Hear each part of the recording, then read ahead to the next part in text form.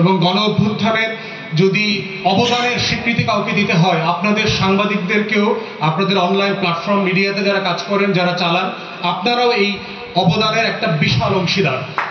অর্থাৎ সেই জায়গাতে আমরা আপনাদেরকে অ্যাকনলেজ করছি এবং কৃতজ্ঞতা প্রকাশ করছি আমাদের তরফ থেকে। দেশের ব্যাপারে আমাদের সংক্ষিপ্ত বক্তব্য হচ্ছে যে বাংলাদেশ 2-এ একটা নতুন রাজনীতি তৈরি হয়ে গেছে। মুক্তিযুদ্ধ যেভাবে 71 পরবর্তী জনগোষ্ঠী এবং জনতা এবং তরুণদের চরিত্র মনোজাগতিক পরিবর্তন করে দিয়েছিল, 24-এর বাংলাদেশও বদলে গেছে।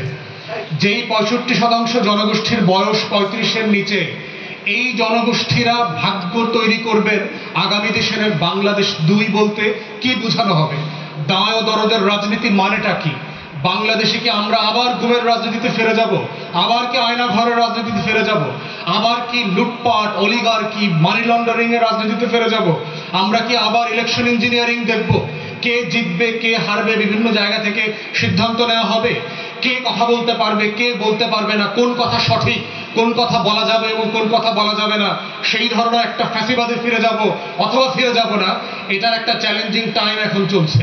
এবং এটার অংশ হিসেবে আপনারা দেখতে পাচ্ছেন যে বাংলাদেশে যখন আমরা সংস্কারের আলাপ তুলছি, বাংলাদেশে যখন আমরা বাংলাদেশ 2-এর দায় ও দরদের আলাপ তুলছি, বাংলাদেশের প্রতিষ্ঠানগুলোকে জনগণের প্রতিষ্ঠান বানানোর লড়াই করছি, তখন আমাদের বিরুদ্ধে প্রপাগান্ডা, বিভিন্ন ধরনের মিসনোয়ার এবং ডেমানিয়ার ক্যাম্পেইন চলছে।